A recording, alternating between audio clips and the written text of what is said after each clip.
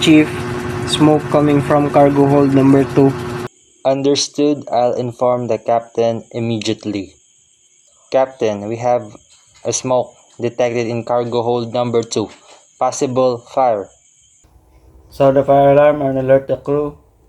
Prepare the fire team. Aye, Captain.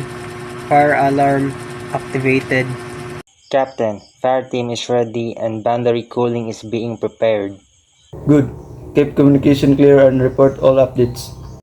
Fire team moving to cargo hold now, Captain. Stay calm and follow procedures. Safety of crew first.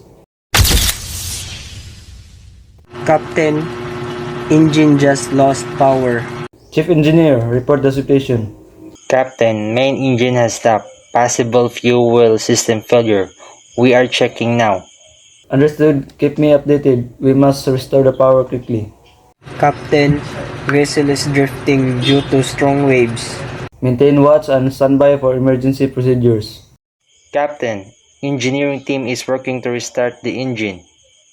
Good. Safety first. Report immediately once the engine is ready. Man overboard, man overboard. Crew member fell on the starboard side, over.